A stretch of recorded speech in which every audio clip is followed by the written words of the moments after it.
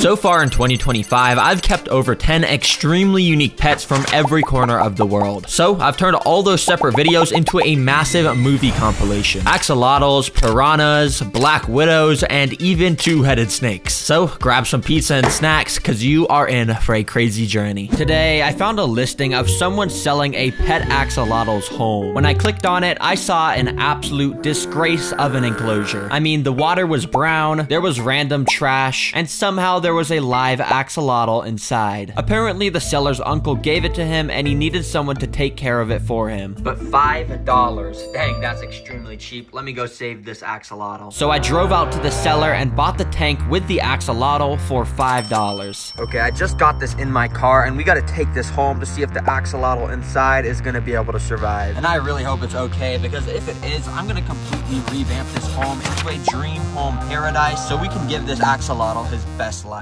Quickly, I went home and set up a filter in the water so I would be able to see inside. But after letting it run for 30 minutes, the water literally did not clear up at all. Okay, I have no time to waste, so I'm just gonna try and dig around and scoop it out with this net, even though I can't see anything. So I started to take each decoration out one by one, and it didn't take long until I saw this little thing at the bottom of the net. I had found the axolotl, and thankfully it was still in good health. So I quickly moved it out into a temporary tank and was super surprised by what I saw. Guys, this is not a normal axolotl. This is actually a super rare axolotl. It has the golden trait, and it also looks like it's albino and a baby. To put in perspective how rare this is, this whole tank was like $5, as you know. I could probably sell this right now as it is for over $100. And little did I know, this axolotl was even rarer than I thought. It actually had a special gene that made it be able to glow in the dark and more. Yeah, this video is insane. Anyways, to start the enclosure transformation process, step number 1 was to empty out that disgusting sewage water.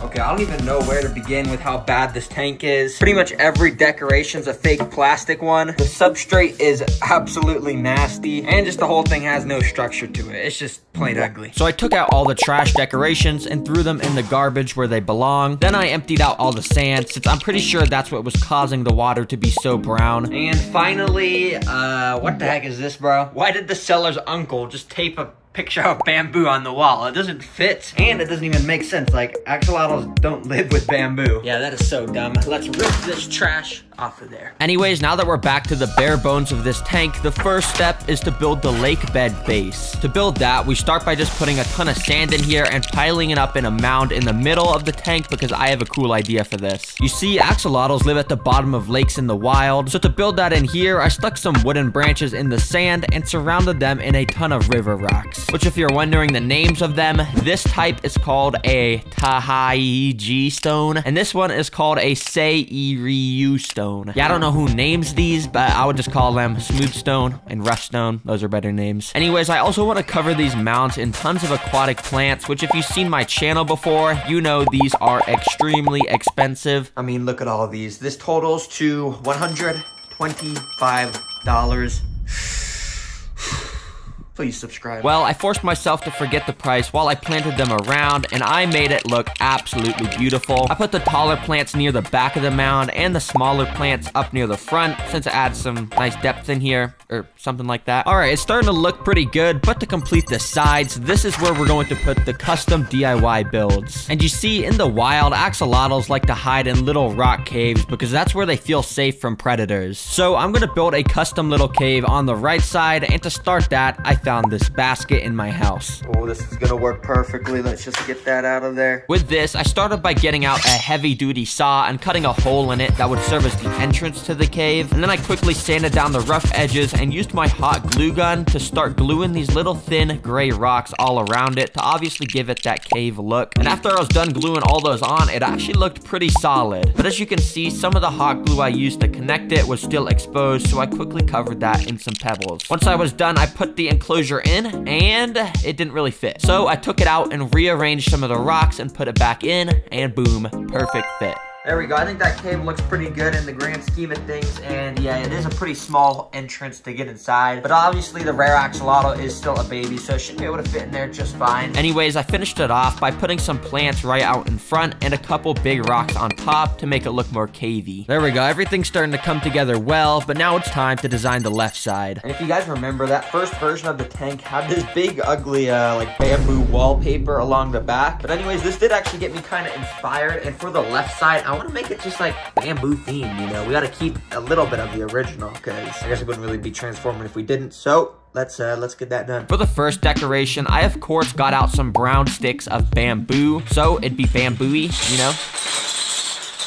Oops. And on each stick of bamboo, I started to drill little holes. You see, axolotls like to have resting spots near the top of their enclosures. That way they can easily swim up and gulp air from the surface. So to build something like that, I got out some string and started to thread all the bamboo together. I kind of felt like a grandma doing this, you know, sewing away with a needle. Yeah, it was pretty fun though. Anyways, I hot glued the ends of the string so they wouldn't move, and boom, check this out. A bamboo hammock that the axolotl can rest on. In order to get it attached to the top of the enclosure, I once again used some hot glue to put on some little suction cups, and in no time it was complete. Alright, there we go. Check the hammock out. I'm sure the axolotl is going to like to lay on this. And yeah, to complete this left side, we're going to add a little more bamboo decoration. And so in the sand, I want to put some live actual bamboo. It's curly for some reason. I don't really know why, but I'm going to plant this in the sand. So I put each of the bamboos there under the hammock and covered it in a mound of sand. But I'm not done yet. I've been saving the coolest addition for last. And this next thing is gonna take this from a normal aquarium to, well, if I'm being honest, it's probably still gonna be kind of normal, but it's gonna be cooler looking. Now to build this thing, I first got out some giant plastic boards and glued them together to make one giant board. Then I covered it all with some black felt. Now you're probably wondering why I built this giant black platform, but basically the reason is because I can go and put it right behind the tank just like this. And then now what I'm gonna do is use these things called plant pockets, glue them to the back of that, and basically what this allows me to do is, you know, put plants in them, and we're gonna have some overhanging plants in here. But first I needed to go get the plants, so like always I drove to Walmart. Okay, I'm at Walmart now, and look at this. This is usually where all the plants are, and for some reason they replaced them all with plastic Christmas trees. Who cares about these? I want my plants back. All they got is these stupid roses. Yeah, it turns out the plants are gone from Walmart for the season, so instead I had to go to a normal, boring plant shop and get the plants there. Okay, I was kind of sad that I had to abandon Walmart, but this was only like $50 for all these plants. Like, dang, that's actually a good deal. It's definitely cheaper than those aquatic plants. We don't talk about those, though. When I got home, I got out the plants and put them all inside their little pockets. And dang, check this whole thing out. It actually looks all right. Just don't go around and look at the back.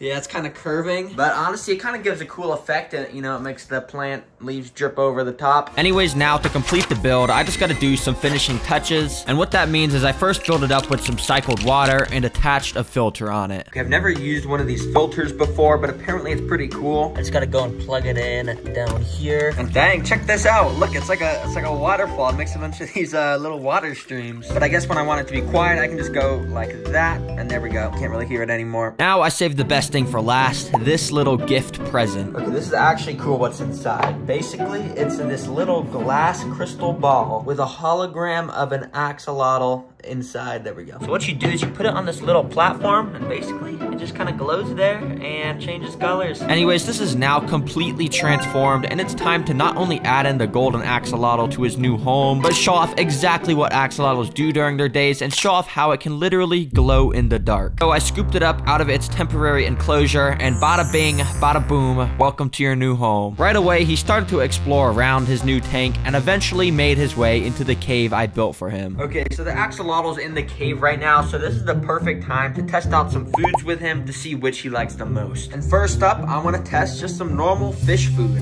Yeah, I don't know if he's actually going to eat it. It's fish food, it's not axolotl food, but let's try it out. So I dropped them in and let them sit for a little while, but yeah, he didn't really eat them, and he didn't even come out to take a look at them. A little later, the axolotl left the cave, so I got out the second food, bloodworms. But these are frozen bloodworms, so to make them, you know, not frozen anymore, just kind of plop the packet in a little cup of water like that. And we can go and just take this big chunk and put it in right next next to the axolotl. And it didn't take long until he noticed it and instantly took a snap at it, eating the whole pile up. And oh my gosh, he just ate that whole thing. Oh dang, he's hungry. Anyways, I got the third and final food source out, night crawlers. Which are just worms basically, but they're giant worms compared to those tiny little blood worms. Okay, here we go. We got a nice little tiny piece of worm and we're just gonna drop it in right next to the axolotl. And after wiggling it around in front of him, he picked up the scent, and as you can expect, yep, he started going crazy, eating this worm up too. He's absolutely just devouring this, just shaking it up. He's not letting this thing get away. That's a good axolotl. Oh my gosh, this guy's so cool. We actually got this guy for $5. I can't believe that. Anyways, later that day, I was watching some videos about axolotls and figured out that sometimes they can be bred to literally glow in the dark under UV light. Which, I mean, look at that. That is just so cool. Okay, so I got all the lights turned off in my room and it's nighttime. So I got this little light, and when you click the button, it turns on the UV rays, and oh, that's blinding. But anyways, I just want to shine this in here and see if my axolotl actually has that glow in the dark ability. I actually have no idea if this is gonna work. Wait. Oh, okay, wait. I actually did not expect that to work. Oh, look at the axolotl. He's just glowing in the dark. Yeah, I don't really know what I expected, but it's actually pretty cool. So for whatever reason, if I can't find the axolotl, I just turn off the lights, click this button, and boom, you're found, buddy. You're never gonna be able to hide from me ever again. But guys, there is still way more, and as the video goes on, the pets get more and more unique. And next up, we got something so weird you probably wouldn't consider it a pet. We've all seen piranhas in movies depicted as these crazy evil fish that will eat anything they lay their eyes on. But despite how deadly they're made out to be, for some reason, you can legally buy them to keep as a pet. So I'm gonna buy 6 piranhas, build them a home, and test to see if they're actually as vicious as the movies made them out to be. Meaning, yes, I will be putting my hand inside of their tank. What could go wrong? Let's just buy this thing. And so literally the next day, the delivery van dropped off the package that supposedly had the cold-blooded killing piranhas. That was fast. I'm hoping all these guys survived the shipping, since as you can see, it's pretty cold out. But anyways, let's get these inside. So I got out this 20-gallon tank I had laying around and filled it up with some cycled water. Then I cut open the tape on the box that had the piranhas inside. Oh shoot, bro. There is literally piranhas right under my hand. Let me take this bag out. And oh, I cannot believe I'm gonna be keeping these as pets. What the heck? Thankfully, every single piranha had survived the shipping, so I put all 6 of them into the tank. But when I put them in, I realized they were barely moving and definitely not acting like normal vicious piranhas. And look, I can literally drop a cricket into the water, and usually they would go crazy immediately eating that up.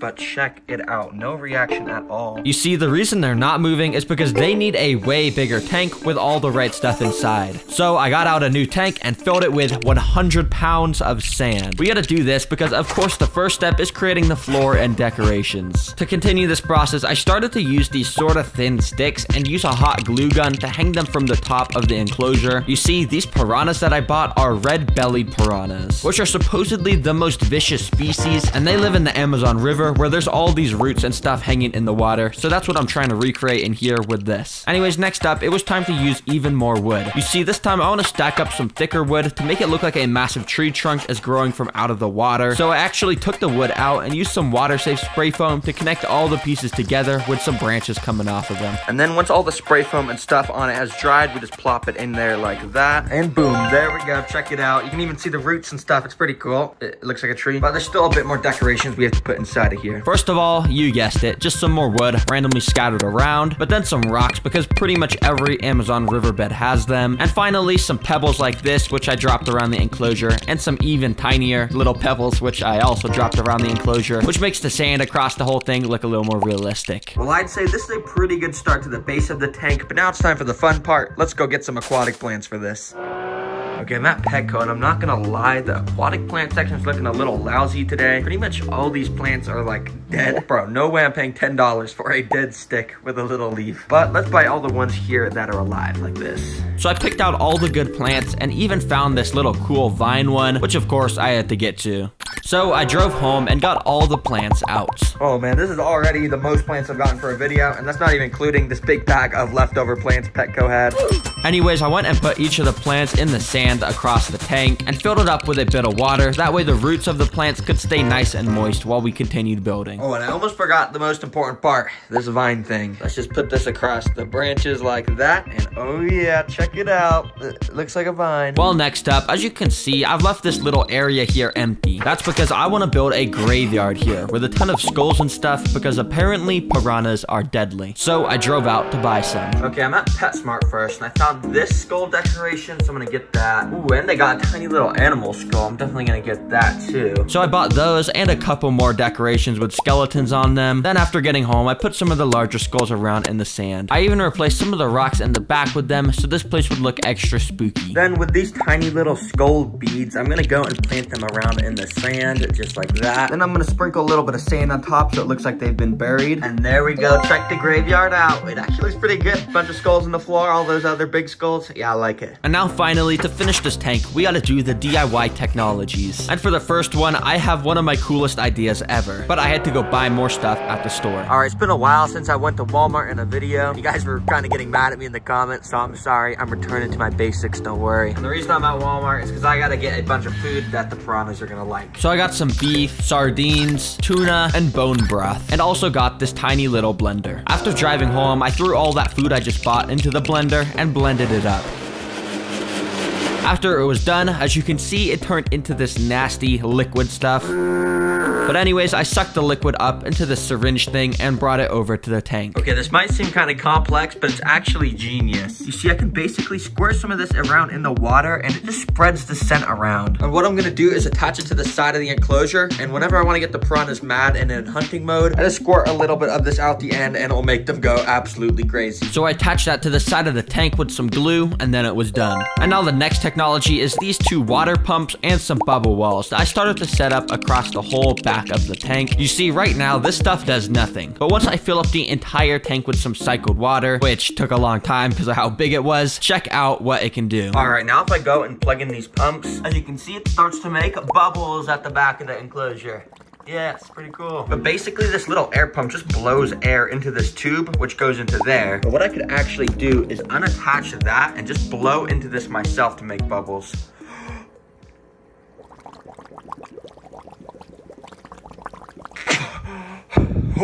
That was cool. Anyways, the last technology is this little fish. I'm just kidding. I've actually already shown this in a video before. So what I've got is the upgraded version. Yeah, this one's way bigger and way cooler. Which, as you can see, if I just go and put it in the water like this, it starts to swim around like a normal fish. And yeah, I just think it'd be funny if I maybe tested the piranhas to see if they try to eat it or something. Anyways, this tank is now complete. And speaking of the piranhas, it's time to get them inside. Okay, I'm gonna try my best to not get bit here. Oh, no. So I grabbed the temporary tank they were in and brought it over to their new home so I could scoop them out. Okay, they definitely look more aggressive than the first time I did this, but I'm just gonna carefully scoop one guy out just like that. Oh shoot, he's mad, but I'm just gonna put him into the new tank, and there you go. Be free, my friend. New home. So I did that same process with the other 5, and there we go. The piranhas were in their new home. And as you could guess, immediately they packed up like piranhas do and looked as though they were already on the hunt for food once again. Well, these piranhas look pretty hungry, I'm not gonna lie, or maybe piranhas are just always hungry. So now I'm gonna feed them the first of 5 different food sources to see which they like the most. The first of which being mealworms. And before feeding them the mealworms, if you remember, I had this pipe with the delicious juice inside, which I went and squirted inside to let the piranhas know it was feeding time. And as you could guess, they immediately started to go up and eat it, which kind of made a mess, but yeah, they were loving it. Oh my gosh, do you see that? They're all gathering around the little area where I just put it in. So now that they were ready, I dropped in the mealworms and one started to sink down. 2 of the piranhas noticed it and kind of took nibbles at it, but they were kind of just playing around with it more than they were actually eating it. And that same thing kept happening with most of mealworms, but that was until I saw this, where 3 of them took turns devouring it up, and yeah, this one actually got eaten. Okay, well, mealworms, I'm gonna give about like a 2 out of 10 on how much the piranhas like them. But as you can see, second on the list, we're gonna be feeding them crickets. Now, if you remember at the start, the piranhas wanted nothing to do with the crickets, but let's see how they'll react now that they're in this new tank. So I dropped in just one, and because it was just floating there, I grabbed it with tweezers to show the piranhas. Instantly, you could see they picked up the memo that this was alive, and they sort of started to nibble it like the mealworms. But not even a single piranha actually took a big enough bite to eat this cricket. Okay, that was pretty bad. The crickets, I'm gonna give it a 1 out of 10 because the mealworms, they at least did eat some of them. I guess these piranhas just don't really like insects, so that's why I'm gonna rapid fire the next 2 off. Here you can see I've got salmon and ground beef, which is a lot more smelly. They better like this. I started by waving the salmon around in the water until the piranhas noticed it, and once a few started to come up and nibble it, I accidentally dropped it into the sand where all the rest of the piranhas came swimming up. They huddled around it like a pack of hyenas and started to actually take little chunks out of the piece for them to eat. So I did the same thing with the ground beef and held it in the water. And this time the piranhas were even more interested, and instantly the entire pack huddled around it and took turns taking their bites out of it. I even noticed that the scraps of it had fallen onto the floor and were getting surrounded by the piranhas too. Well dang, I'm gonna give the salmon an 8 out of 10 and the ground beef a 9.5 out of 10. Yeah, they loved that so much, but that doesn't mean I gotta do my hand now. I said I would do it in the intro, so,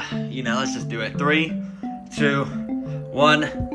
Let's go. Start the timer. Let's see how long I can keep it in here. Right away, nothing really happened because none of the piranhas were near my hand. But I knew this was kind of cheating, so I moved my hand closer, where right away, one sort of noticed me and actually started to chase my hand as I moved it away to avoid getting bit. So of course, I moved my hand back over to the pack, where some of them definitely got sort of close to biting me, but they were nowhere near as aggressive as they were towards the beef. You see, it's actually a common misconception that piranhas are evil towards humans like all the movies say. But to be honest, if you're a viewer watching this, I would not personally test it. I'm just crazy, so please subscribe for risking my hand for this content. So yeah, piranhas aren't as vicious as you may think, but next up is one of my favorite pets, an entire ant colony. You gotta see this one. Today, I just got this. It's a queen ant, who in this video will be giving birth to an entire colony, and they're gonna be put to the test against my simulations of real world events. But currently, she's alone, and she needs to care for her eggs until they hatch into worker ants. And thankfully, it didn't take very long until just that happened. The first worker was born. You see, these are trapjaw ants, a species of ant that has these massive mandibles to cut their prey in half. But they're also absolutely massive compared to normal ants, and the workers are almost the same size as the queens. And in the world of ants, the workers have only one purpose: to serve the queen. Workers do almost everything for the queens, including cleaning her and even caring for the other eggs. But I want to make my colony grow extra fast, and you do that by feeding them food. And since it's so small with just 2 ants, let's just start with a single drop of honey. Hopefully they like it. So I slid the drop of honey into the tube for the ants to eat, and almost instantly the worker went up to investigate this unknown object. She smelled around it for a second, but then went back to the queen to report the findings. The worker is able to communicate with the queen by rubbing its antenna against hers. When they do this, it releases some pheromones signaling that it found some honey. And after the queen gave the go-ahead, the worker traveled back to the honey. But instead of eating it, the worker actually knocked the little plate over, and then the honey soaked into the sand over the next 10 minutes. Yeah, she didn't even try to eat it actually. You see, it turns out the ant did this for a reason. When a colony is this small, the queen will feed the workers by regurgitating its body tissues into their mouth. This means the colony already had enough food for now. I was gonna have to wait till more ants hatched until they wanted extra food. So that's exactly what I did. There were now 4 workers a part of the colony, and their roles were becoming a lot more apparent. 2 of them would always stay by the queen to make sure she was safe, while the other 2 would watch after the eggs and guard the entrance. Now this is a colony that should accept my food offerings. And this time, I'm not just gonna feed them a puny drop of honey, it's time for some live prey, baby. Everyone say hello to flightless fruit flies. Quite literally the most depressing animal in the world. Not only are they absolutely minuscule, but it's a fly that can't fly. Like, bro, you had one job and you can't do it. All right, it's a pretty simple process. So first of all, I got this tube with the flightless fruit fly inside of it. And basically, I'm just gonna go and put this up to the ant's tube and carefully remove the cotton ball, and there we go. The fly should now run in there. Hopefully this goes better than the honey. And yeah, basically the fly instantly ran into the ant's tube, so I blocked it up behind him. Now, because this fly is so small, for the first few seconds, it actually went unnoticed, hiding amongst the top of the enclosure, but it didn't take long until the first worker noticed. The ant opened up its jaws and snapped at the fly, but it missed. Quickly, the other workers started to notice, and soon enough, every ant had their eyes on the fly. And thankfully, about a minute later, one of the workers lined up a shot, and boom. Just like that, the fly is definitely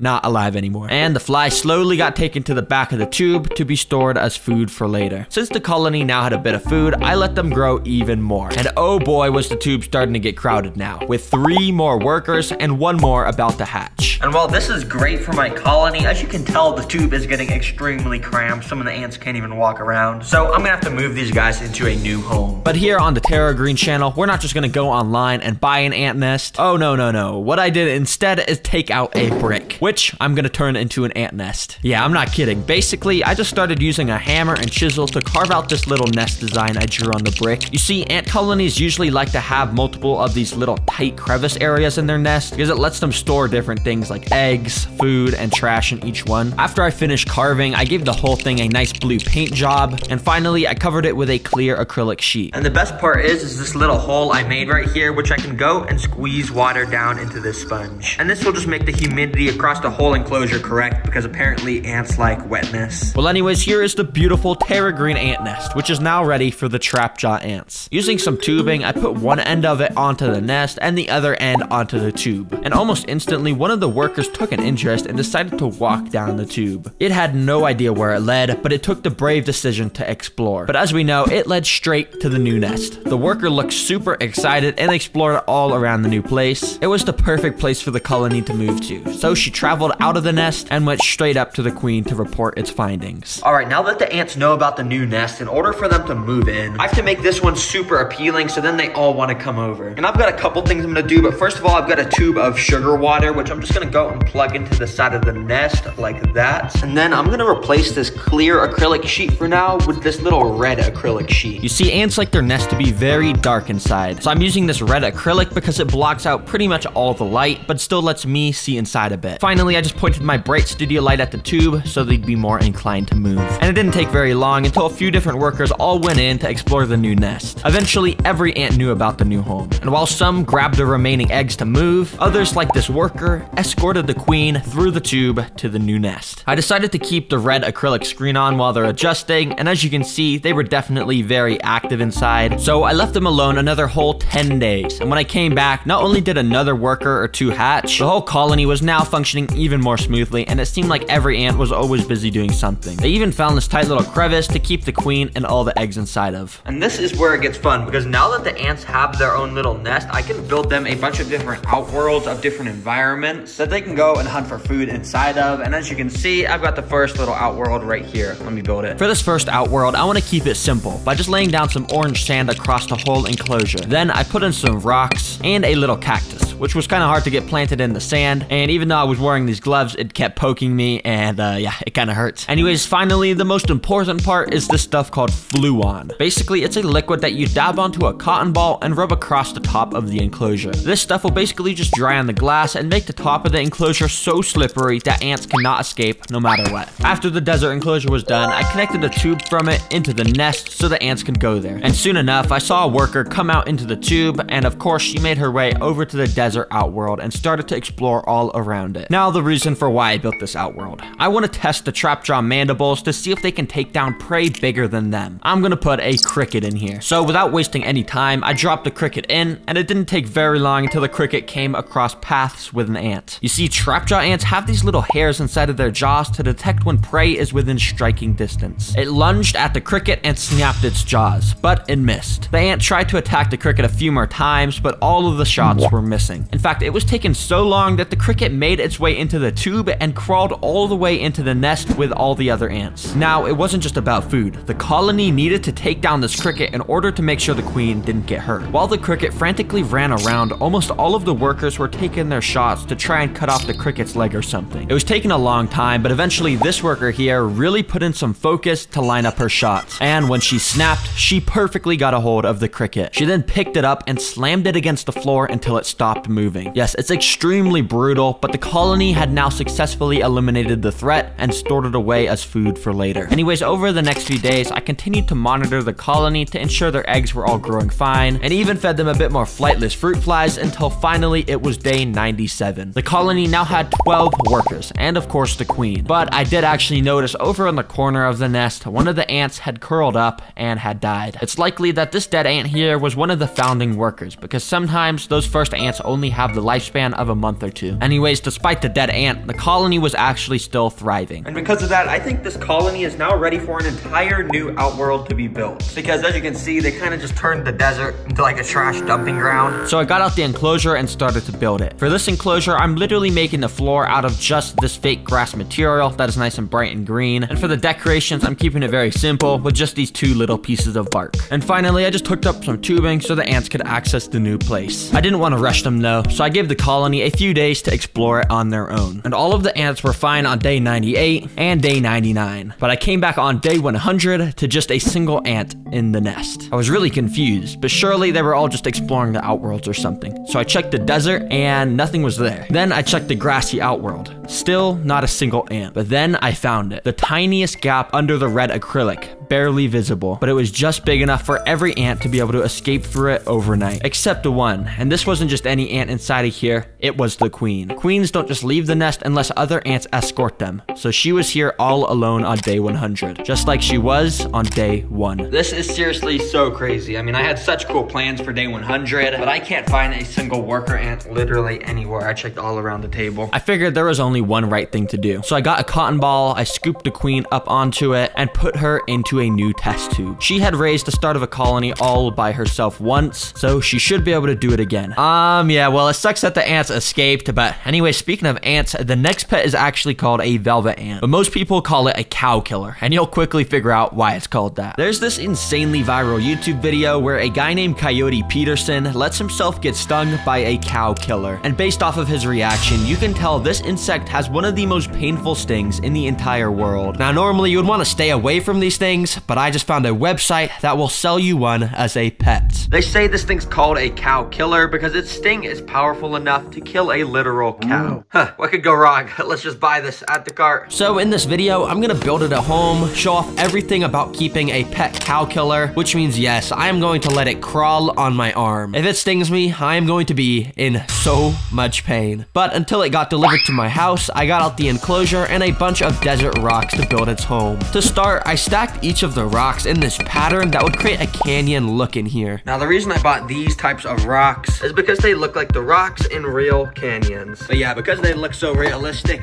these rocks were very expensive. Yes, that's actually how much they costed. We don't talk about that. You see, cow killers live in deserts in the wild, which sort of makes sense because all of the most deadly and painful animals live in the desert. Anyways, to finish the canyon look in this enclosure, I got some of this excavator sand stuff. You see, if I add this bowl of water to this tub of the sand and, you know, pour it in there like that, then just go and mix it up with my hand. And after a minute, it turns it into this clay substrate, which I can kind of make into a nice ball of, poop. Yes, it's kind of nasty. But basically, using this clay, I'm gonna go and stick it in between each of these rocks to kind of glue them together, and we're gonna have a nice completed canyon look in here. Anyways, after putting that all over the rocks and letting it dry, it ended up looking pretty good. But the next step to finishing this desert is, of course, to put some sand in here, because, you know, deserts, they have to have sand. But before putting the sand in, first I've got these big bags of black rocks, and apparently if I scatter this around the floor before putting the sand in, it should help absorb any extra moisture, and that'll prevent any mold from growing in this desert. Next up, I got out another container and filled it with some sand and some of this soil to make the desert substrate. Basically, the reason why I'm using this as the substrate is because when I put the plants and cactuses inside, this soil is going to provide a lot of nutrients, so they're able to grow nice and tall, and we get a fully fledged desert in here. So I went and poured that on top of all of the carbon and pushed it up against the rocks to make the desert floor. But as you can see, this doesn't really look like a desert because of how much dirt I added to that substrate. So I quickly poured a thin layer of just normal sand on top so it would look like a desert once again. Alright, this is already starting to look like a good cow killer enclosure, but to make it even better, it's time to add in some plants and decorations. First, for the decorations, and that basically just means wood and rocks, because that's pretty much all deserts have, to be honest. They're pretty boring. First of all, I put some of this spider wood around the tank randomly, and even used some of it to make little bridges across the canyons that the cow killer would be able to walk on. Then I got some of these longer sticks and put them on the side of the canyon to make it look like there were roots growing from it or something. Yeah, pretty cool. But I did end up getting two cool decorations, which are right here. The first of which is these little logs, which are called choya wood. And the reason these are a cool decoration is because choya Choya choya, it's a cool word to say, I'm not gonna lie. Oh, and also they're good because they have all these little holes so the cow killer can run inside and then just hide and make a home in there. So yeah, that's good. And for the second cool decoration, I got a live scorpion. I'm just kidding. It's actually not a live scorpion. Oh, it's a plastic toy scorpion, but you know, it's a desert, so I think it'll fit pretty well. I'm just gonna put it right in this empty spot there. Take a look at that. Looks pretty deserty. Now for the plants. And as you know, not many things can live in the deserts since it's so dry. So our only options are succulents and cacti, which of course are able to absorb tons of water. But I don't have any of those types of plants, so I gotta go to the store. Let's go. Okay, so as you guys can see, I'm at Home Depot. And the reason I'm here to get plants is because I saw a comment from one of you guys saying you got 820 plants for $30. And that seems like a pretty good deal. I mean, it's probably a typo or something, but let's just go see if Home Depot has any good deals on plants. So I made my way over to the garden section expecting there to be a ton of plants. But when I got there was literally nothing. Bro, there is not a single plant in sight. What is this? But apparently because it was winter, they just moved most of the plants inside because I ended up finding this little collection of plants. Dang, look at all these succulents. Wait, this is actually exactly what I need. Okay, let me just pick out a few of these. And of course, let's get some cactuses like down here, or cacti. I don't know how to say it plural. So I picked out a nice selection, and while I didn't get as good of a deal as that comment said, it still only costed like $20 for all these plants, which is pretty good. Anyways, to plant these desert plants, I shook off all the excess dirt and planted just the roots in the sand. And in no time, it was done. But the final step to finishing the cow killer's home is insects. And I've got two different species of insects I want to put in here. First of all, you already know I've got springtails, the extremely tiny white creepy bug things. And yeah, there's just like 1,000 of them in here. All these tiny little white things moving, those are all springtails. But these are extra important in a desert enclosure like this, because every now and then I'm gonna have to go and spray each of the plants down and water them, and the springtails will make sure to eat up any extra mold that grows because of all the moisture. So yeah, they're pretty useful. Let's just dump these guys in here. Yeah, pretty good. And second of all, I've got these things, which are mealworms. But the real reason why I'm gonna put these guys in the enclosure is because I'm kind of interested to see if the cow killer is gonna go and just sting them, to be honest. I don't really know if the cow killer eats insects like this, but I guess I'm gonna figure out with you guys once we put them in here. Well, this desert enclosure is now complete, and that means I gotta get the pet cow killer. Yeah, I don't even know why I get pets like this. Well, guys, it took a long time for this to get delivered, and I don't even know why it says live fish if there's a cow killer in here. But anyways, I guess it's time to bring this thing inside, show off exactly what a pet cow killer is like, and of course, let it crawl on my arm. I know I keep bringing this up, but seriously, if I get stung by this thing, I'm going to be in this much pain. Like, just look at this guy's face.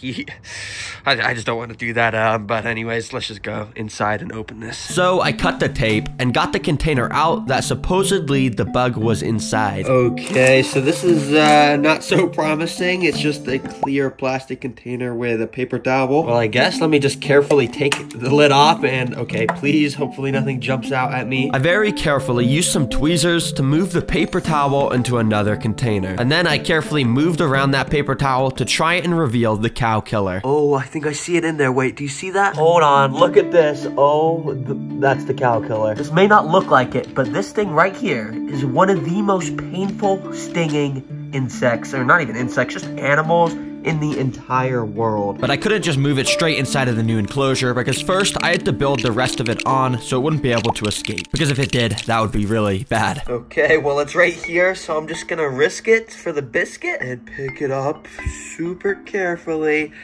And drop it. Okay, you're in your new home. Enjoy it. Soon enough, the bug crawled out of its paper towel and started to explore around his new home. But considering the cow killer spent the last week in that shipping box, it's probably pretty hungry. So I wanted to get it fed right away. And when you search it on Google, it says the cow killers like to eat nectar, larvae, and adult insects. So I think first I'm gonna feed them some of this insect jelly food, which I usually feed to my crickets. But basically, it should replicate the nectar that they find in flowers in the wild. So I opened up the pack of jelly and put it right in front of the cow killer. Within about a minute, it must have picked up the scent because it crawled right up to it and just stayed there looking like it was eating it. Yo, look at the cow killer. It just put its face straight up to the jelly and is just devouring it, I'm pretty sure. And yeah, he really just sat there for 20 whole minutes eating it, and I eventually just took the jelly away from him because I didn't want him to eat too much. Anyways, I want to see if this cow killer is going to eat the other stuff that Google said it would eat. And one of the things it said it would eat is adult insects. And if you remember, I did put mealworms in here. Let me see if I can find one. Here we go. There's just a mealworm in the sand right there. But I just want to bring this right over to the cow killer and see if it reacts if I just drop it right next to it. Let's see what happens here. Now, right away, the cow killer noticed the mealworm and went straight up to it. But while it even started to crawl on top of the mealworm, it didn't really seem to care at all that it was there. In fact, it kind of just put its mouth on the sand where the insect jelly was just sitting to try and suck up any of the last sugar that was there. So yeah, I guess they don't really eat insects. All right, so nighttime, and I got my mom in here. Say hi. Hi. Now, the reason I got my mom in here is because I was gonna need her to film the cow killer when it walked on my arm. But first, I had to show her the bug. Can you just guess what's inside real quick, based off the desert? Some sort of bug. Yeah, it is a bug. Actually, you can probably see it. It's in this little container right here. Basically, if I take this off, it's this little red creature bug thing, and it's called a cow killer because they say its sting is painful enough to be able to kill a literal cow. What? Yeah, so basically, the reason I brought you in today is because I just want you to film me, basically letting it crawl on me, because I was just thinking, you know, like, I just want to bond with it. That sounds like a really bad idea. So first, I'm going to start by picking up its abdomen with these tweezers. Now, don't worry, this doesn't actually hurt the bug, because it has a super strong abdomen. It's just basically like a skeleton. Oops, I dropped it. But eventually, I picked it up again and put it inside of the container. Okay, you got a good shot. So basically, I'm just going to start by putting this like this. I don't want to get it mad when it crawls out. I just want to let it crawl out itself. And this will kill a cow. Well, yeah, that's what they say, but I don't think it actually can. All I know is it's super painful. It didn't take long until the cow killer got to the edge of the container and then stepped onto my arm. Now we just hope and pray this doesn't sting me right now. So I don't want to make any sudden movements, then it's gonna know I'm bad and it's gonna try to sting me. Now I had to let it stay on me for at least a minute. So in the meantime, I just tried to talk with my mom to distract me. What is the purpose of this? You want to bond with your pet? Yeah, because everyone bonds with their dog and stuff. I just want to bond with my cow killer. You see how its sting is just like crawling along me? It could accidentally sting me at any moment. At this point, it started to look more aggravated, and as soon as the timer hit 60 seconds, I put the container in front of it, hoping it would crawl in. But it ended up crawling around it onto the side of my arm, where it eventually fell off onto the table. So I quickly scooped it up back into its container. We got it. That was actually really nerve-wracking. I don't know if I was saying a lot. I was actually like, my heart was pounding like 200 beats a second. But now I can say I've been bonded with a cow killer. What are you gonna name it? The cow killer. The cow killer. That's a cool name. Whew, I'm very happy I didn't get stung by that, but let me tell you, a little while after that video was posted, I came across this abandoned tank. Today, I found a listing of a pet snake's home. When I clicked on it, I saw a pretty trash enclosure with paper towels as the floor, dirt all over the glass, and none of the stuff a snake would actually need. Hey, $55. It's honestly not that bad of a deal. Let's go save this snake. So I drove out to the cellar and bought the tank for $55. Okay, I just got this in my car, and I've got to take this home quickly to make sure the snake inside is healthy. And if it is, I'm going to revamp this trash into a dream home to give the snake inside his best life. I've got no time to waste. Let's go. After getting it home, the first step was to, of course, remove the snake from the enclosure. So I have this tool to grab it. I really hope the snake in there isn't venomous. I have to be super careful. I obviously didn't want to get my hands anywhere near this enclosure since the snake could be anywhere, so I used the tool to try and take out as many of the objects as I could. And it didn't take long until when I moved this piece of paper towel, I saw a glimpse of the snake under it. Thankfully, after seeing it move, it looked like it was still in good health, so I picked it up to take a closer inspection. Okay, come on, snake. Let me get you in this temporary tank real quick. And after comparing the colors and pattern of the snake to a bunch of different species, I think I found out exactly what species it was. Okay, check this out. This is called a Kenyan sand boa, and this looks exactly like the one I got. Okay, if this is actually a Kenyan sand boa, that means it's not venomous, and I should actually be able to just go and pick it up. Are you gonna bite me? Now, at first, I was pretty scared to pick it up, but then I realized it was actually super chill and friendly and wouldn't bite me at all. Oh, look at this. Okay, from what I know, this species is actually a super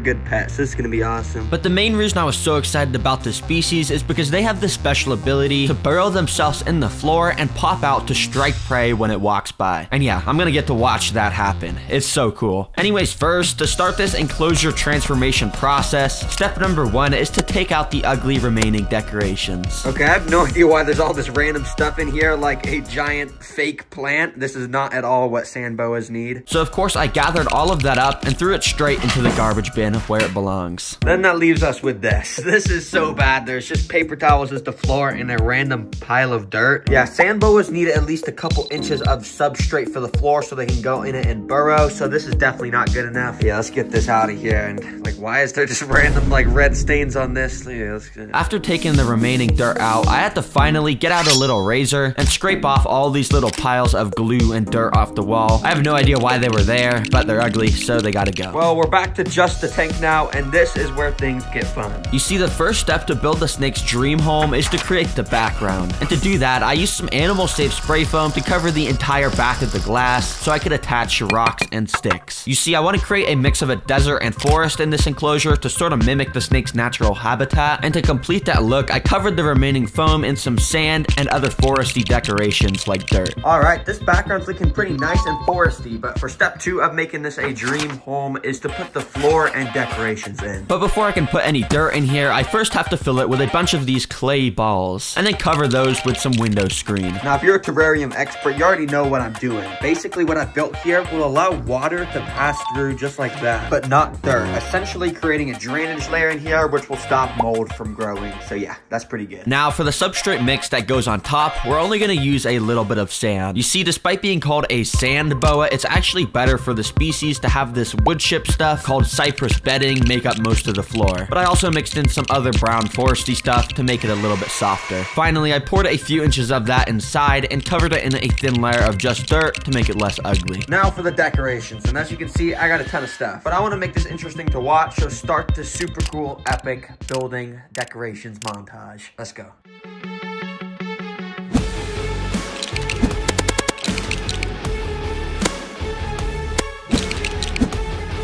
Yeah, that was pretty cool. But now you're probably noticing that the left and right sides of the enclosure are looking pretty barren and empty. Well, that's because step number 3 is to put DIY decorations there. First up, the left side. Here, I want to build a giant massive tree trunk that looks like it has leaves and stuff coming off of it. And to do that, I went and gathered all the wood I had in my house into a big container so I could easily access it. This is all just leftover wood from previous videos. Yeah, sometimes I buy a little bit too much, but today it's gonna have a use. Now, I didn't have much of an idea of how I would do this, but I figured I would just start by using spray foam to connect little pieces of the wood together, and then I continued to stack the wood up to make it look like the trunk of a tree, and then I stuck some branches onto it. All right, this is a little bit looking like a tree trunk. I still gotta go and cover this exposed spray foam, but for now, check this out. It's just a bunch of carpet moss. I'm basically just gonna attach it to the tree so it looks like there's a bunch of leaves coming off of it. Should look pretty good. Let's do that. And so using my hot glue gun, that's exactly what I did. After putting the moss all over it, I covered most of the exposed spray foam with some dirt and then glued a couple actual leaves hanging from the tree. All right, this looks just like a tree, and we're done. Oh. Yeah. Anyways, that means we can move to the right side DIY decoration. And to start that, I've got the base right here. This is a normal cave decoration that you could buy for snakes to hide in. But I ended up getting out some real rocks and using more spray foam to attach them all around the cave. You know, I didn't want it to just look like a normal boring decoration that I bought. So yeah, this made it look nice and natural. All right, there we go. A nice little rock cave. And as you can see, it's pretty deep and dark in there. Wait, let me see if I can turn on my flashlight. Oh yeah, I got the light on and look at that. You can just see down in there. It's nice and pretty cozy. How about this snake's gonna like to go and hide in there? But now for the final step to finishing this foresty dream home is to get some plants. All right, and as usual, I don't have any plants, so let's go to the plant store. Okay, I'm at the plant store, and as you can see, they got a nice, beautiful selection here, but I actually just need to pick out, like, the smallest ones I could find. Okay, here's the small section. Let me just pick out some of this grass stuff. Oh, I'm gonna get this little one here, and oh man, I was just gonna get 2, but I'm just gonna let myself go crazy. Let's get this one too. After driving home, I got the plants out and put them around in the enclosure. But after doing that, I still felt like there wasn't enough greenery, so I got some of the carpet moss from earlier and scattered that around too. All right, and now to finish this off, I just wanna put a nice heat bulb right there, and then put a UVB bulb right next to it, and as you can see, looks pretty good. Got those going. As you can see in the basking spot under the heat lamp, it was a nice 90 degrees, and over in the cooler side of the enclosure, it was about 75 degrees, which is perfect for the snake, so it can decide how hot or cold it wants to be. Well, anyways, this enclosure has been completely transformed from that pretty trash home into a chunk of nature that I think the snake is gonna enjoy a lot. All right, well, I guess let me just take these paper towels out. I've just been keeping the Kenyan sand boa boa in this temporary enclosure. And oh, look at you. All right, so I'm just gonna go and pick him up just like this. And welcome to your new home, boy. I hope you like it. Oh,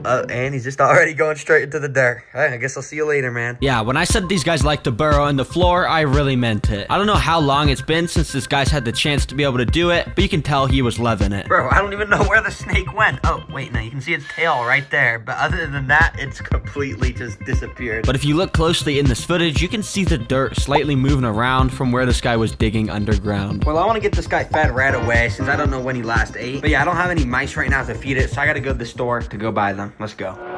All right, I'm at Petco right now, and let me just find the frozen mice section. Okay, here they are. And as you can see, they got all these just kept in little bags like this small rat. But since my sandbow is kind of small, let's just get some of these super small fuzzy mice, which are like the size of my thumb. Okay, let me get like 3 of these. When I got home, I let water run over one of the frozen mice to thaw it out. And once it was thawed, I took it out the package to feed to the snake. All right, well, I've got the mouse here, just grabbing it by the tail with some tweezers. And let's just see if the snakes can go in and eat it. The snake was somewhere burrowed in the floor, so I just laid the mouse on top and waited about 10 minutes to see if maybe it would pick up the scent or something and eat it. But after 10 minutes, I saw literally nothing. Okay, well, clearly having the mouse just stay still is not working, so I'm gonna pick it up by the tail again and just kind of start shaking it up and down on top of the dirt. And I'm hoping this is gonna create little vibrations, which will set off the snake's predator instincts, and it'll come pop up, hopefully sometime around now.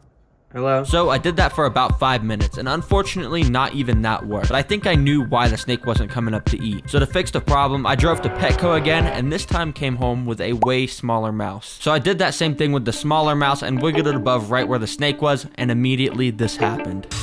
Oh, yo, it just ate it. Okay. I was trying to do that for a while, but look at that. That was so cool. It just popped up out of the dirt, and oh man, imagine being a live mouse and you have to deal with that. And as you can see, it didn't take long for the snake to start expanding its mouth so it can completely engulf the mouse. Yo, look at this snake, bro. He is just going crazy. I can't even film this. His body's just wrapped around the mouse. You can even see his mouth. Oh my god, that is so cool to watch. You see, because this is a boa, they wrap around their prey to constrict it. Even though it is a little disgusting, it's one of the coolest things to watch in all of nature. That was a sick transformation for that snake, and now let's get back to some weird pets. And next up is a black widow. This was one of my coolest videos. I just found this video where a guy named Coyote Peterson lets a black widow crawl all over his arm. Watching this made me think that maybe black widows weren't as vicious as I thought, and maybe I could keep one as a pet. And so I found a random sketchy website that'll sell me just that. Why do they even sell these as pets, bro? I don't know. Let me just add this to the cart. And thanks to the one-day delivery, literally the next day, I opened up my door to the package. Okay, there we go. I guess this should be the black widow. And I genuinely think this is the most venomous pet I've kept on the channel. But anyways, let's go open this up. So I brought it to my table and opened the package up. After carefully taking out the packing material, I then took out the container that had a black widow spider inside. Oh, nah, here it is. A literal black widow. But I did just figure something out because apparently I didn't order just one of these. If you look down in this box, I actually ordered 2 more. Yeah, apparently I accidentally placed the order for a 3-pack, so now I have 3 black widows. But I wanted to take a closer look, so I opened up a container to let a spider out. And I guess it was a bit dizzy because instantly it fell on its back to reveal that iconic red hourglass shape, which warns you that this spider is nothing to mess around with. It has a potent bite. Oh, shoot, it's trying to escape. Put it in the container, okay. Whoa. I gotta be more careful with these things, man. But these 3 spiders aren't gonna spin webs in these tiny containers. They were gonna need a proper enclosure, which I needed to build by first covering a bunch of spray foam with dirt and wood chip stuff to make the background. But in the middle, I put in this rock background and spray foamed normal rocks to it. You see, I'm gonna separate the enclosure into a forest, a cave, and a home interior to see where black widows like to make webs and hunt the most. For the home interior part, I got a piece of styrofoam and painted a brick pattern onto it to, you know, make it look like a brick wall like a lot of homes have, and so I spray foamed that in, and the background was now complete. And now we gotta do the web building bases. And basically what that means is we just put sticks and stuff so the spiders can spin their webs in here. To start, I'm gonna lay down a simple substrate across the entire enclosure that I'll be able to customize to each environment. But first of all, the forest, and as I'm sure you can imagine, we're gonna put some wood in here, just enough on the 2 sides for a solid web to be made in between. And then I'm even gonna glue some moss coming down from the ends of the branches so it sort of looks like leaves on a tree. And then I'm gonna get this bag of leaves that I bought. And don't ask me why I didn't just pick them up from outside. I don't know why I bought these. But anyways, with those, I scattered them along the bottom, so it looked like a forest floor with all the fallen leaves everywhere. And last but not least, I got some tiny rocks and scattered them around too. Just a few, because I gotta save most for the cave. And speaking of the cave, we're gonna start right away by laying down some rocks, because that's pretty much all they got. But as you can see in this photo, there's actually a bunch of these pointy rocks called stalagmites. And I think they would work perfectly in my enclosure, so let me get some. Alright, so I've got a big rock and a hammer right there, so I guess let me just try to carve some of those stalagmites out of this. So I guess I'll just go and try and hit it. I don't really know if this is gonna work, but it's gonna break. Hello? Eventually, after a bit of hitting, I got a few pieces that when connected sorta looked like stalagmites, so I went and attached them together with spray foam. And then using more spray foam, I stuck them all into place pointing up in the cave section of the enclosure. Finally, I went and sprinkled some normal colored rocks around and then some different colored rocks around because, yeah, we literally just put rocks everywhere for this section. Alright, once this spray foam dries, I'm gonna go in and paint it, but for now, let's work on the home interior section. And to start, I've got this carpet-like material, which I'm gonna cut out to shape, and then I'm just gonna go and put it in there, and boom. Now I need to get some mini home furniture in here that the spider will be able to spin his webs from. And my only idea for how I can get that is to build it with some Legos. So yeah, let's get building, baby. First of all, using black bricks, I stacked them up to make this little lampshade thing. Then with some red bricks, I made a tiny little couch.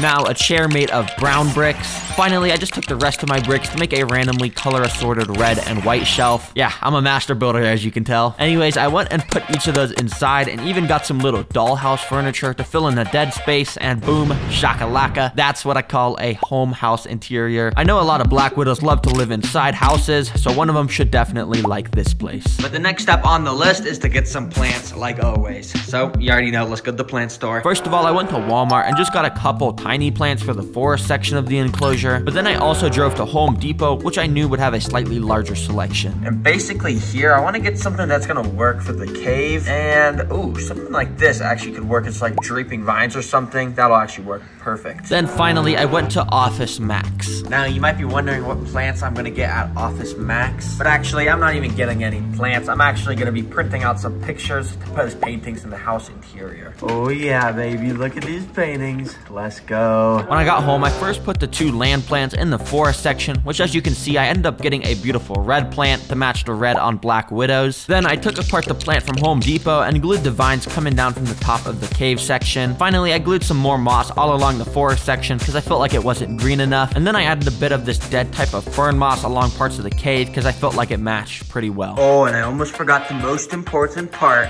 the stupid AI generated pictures for the house interior. So I cut them out and glued them along sides of the brick wall. There were many great works of art, like a black widow flying in the sky with wings, a black widow dancing in a disco room, and a black widow eating a male after mating, which yes, they actually do that in the wild. Now you see in the wild, black widows are actually cannibals towards other female black widows, which means my three black widows cannot be able to access each other, or, you know, they'd probably eat each other. So I've got these acrylic sheets, which should act as good separators. So I went and measured them to size and then cut them out. There we go, that fits perfectly. And now last but not least, I'm gonna put in one of these reptile foggers. Basically, when you turn this dial, it spits a bunch of fog out the end of this tube. Black widows love a high humidity to make their webs, so this should encourage them to do that quickly. And well, I would say this enclosure is now 100% complete, but that does mean I gotta actually let the black widows loose in here, which I'm kind of scared to do, but let's just do it. And as you can see, I've got the three black widows in their own little containers. So I've got the first one.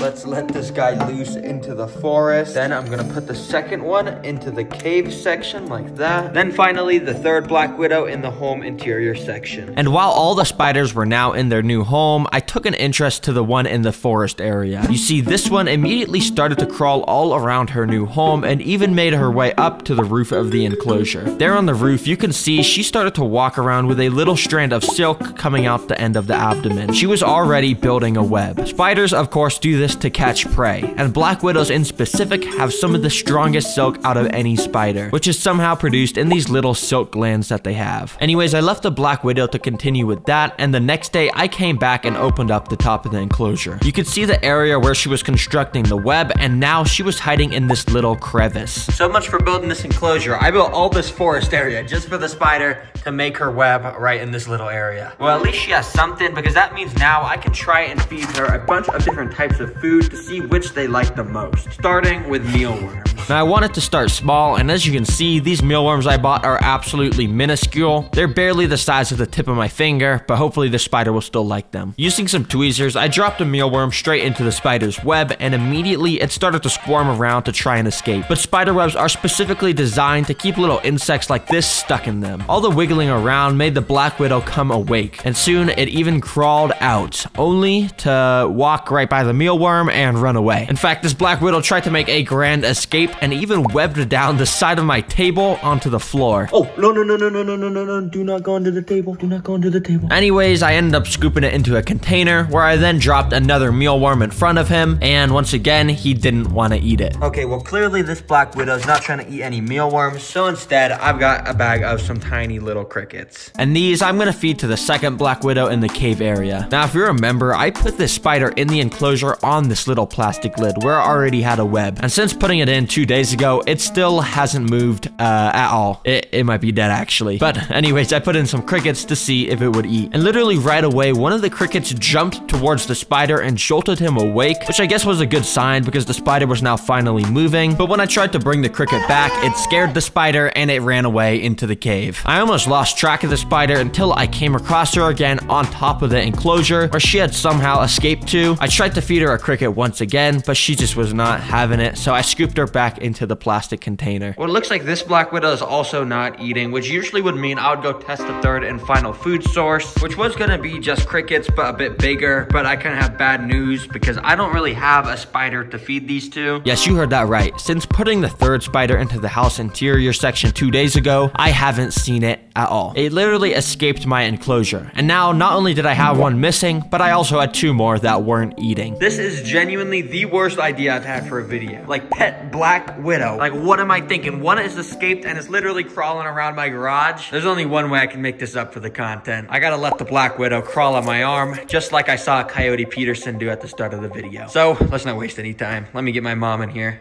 Hi, Mom. Hi. All right, I'm bringing you in here today because I got a special job for you. As you know, I always keep the weirdest pets. And can you guess what pet's in here based off the decorations? Oh my gosh. Is it a black widow? Yeah, it's a black widow. No, it's not. Yeah, you see those paintings on the wall? Yeah, I do. A black widow? Isn't that cool? No. Why? Okay, I got them onto this little tray for you. Oh my and basically, gosh. you can see it right there. What do you No, think? no. Say hi. No. I wouldn't keep that as a pet. Why? It's cute. Well, I did say I have a job for you. So can you hold the camera? Oh my gosh, you are not gonna put this on you. Here, hold the camera. All right, as you see, we got the black widow in a nice little clear container. And I'm just gonna start by literally putting it on my sleeve like this until it crawls out. You see, the plan is to have it crawl onto my sleeve, and then from there, it'll crawl onto my hand. So I basically just waited until it started to crawl out. I have to be super calm right now. But as you could have guessed, of course things went wrong. Because as you can see, it just started to grasp onto the edge of the container and not let go at all. I was probably making it pretty mad, so I quickly transferred it to a piece of cardboard. Okay, so I decided to just put them onto a piece of cardboard, and I'll let them crawl out here. And after gathering together a bunch of courage, I just moved the cardboard in front of my hand to let it happen. Okay, I'm gonna do it in 3, 2, 1. Lord Father, Jesus, please. Oh God, Lord Father, please. Okay, it's time to go off. It's time to go off, Lord Father. Oh, Oh, that was so nerve-wracking. Oh my gosh, how did you feel doing that? the heart was going 500 beats a second. I am so lucky that thing didn't bite me. And now next up is one of my favorite pet videos where I literally went and bought 7 of the coolest fish species in the entire world. In this video, I've collected the 7 weirdest species of fish to keep as pets. I've got species like one that literally has no eyes, the smallest in the entire world, and even a fish that can walk on land. Yeah, these fish are weird. But to start us off, the first weirdest fish is in this container. This is an archer fish. And all I'll tell you is this guy isn't called an archer fish for no reason. It has an absolutely insane special ability. So to get started, I got out a giant fish tank to build its home. I started with the basics like soil and sand, but started adding tons more decorations like rocks and tree branches. And I even put some overhanging branches, as this is very important for the archer fish. You'll see why in a second. Finally, I filled up the tank with water and it was ready for the archer fish. Hope you enjoy your new home, boy. It's nice in here. Now, archerfish are very territorial, so he immediately started to swim all around the tank to make sure he was alone. And when he realized he was, he swam up to the top of the tank to start patrolling the branches. You see, this species doesn't eat normal fish food, they only eat live insects. So I got out a bag of small crickets and put them on top of the tree branches. And this is where the special ability kicks in. The archerfish immediately noticed the crickets and got into position. And after barely sticking its mouth out of the water, it shot out a stream of water to try and hit the crickets off the branch into the water. Yes, this fish has literally evolved over millions of years to shoot literal water beams at overhead insects so it can eat them. And this guy, well, he's got pretty bad aim. Yeah, he kept missing the easiest shots. Mission failed. We'll get him next time. But eventually he knocked one in the water and swam right up to it to gulp it up. And yeah, he wasn't good at that either, but he eventually got it. Oh, you got it. Dang, that was actually super cool. That guy's gonna be an amazing pet. And in this video, there's still 6 even weirder species of fish to show. In this next one, well, you're just gonna have to see it for yourself. These are eyeless cavefish. And as the name suggests, these fish quite literally have no eyes. You're probably wondering how it even eats food, swims, or does anything. I don't really know, but I guess we're gonna find out. But first, I got out the tank and started to attach rocks to the back because I want to make this fish tank look like a cave because, you know, we're putting eyeless cave fish in here. We got to make it look like their natural habitat. And once all the water-safe spray foam dried, I filled the bottom up with a bit of soil, sand, plants, decorations, and all that stuff. All right, so I was trying to make this look like a cave, and it's not the absolute best, but hopefully you get the vision. You know, it's a cave. Anyways, I filled it up with water and got the weird eyeless fish out. Okay, if I'm being honest, I'm kind of confused on what these guys are gonna do when I put them in here. I mean, they literally don't have eyes, so are they just gonna like swim right into a rock and get brain damage or something? I don't know. I guess we'll see though. So I released them in one by one, and as I expected, this guy straight away swam right into a rock.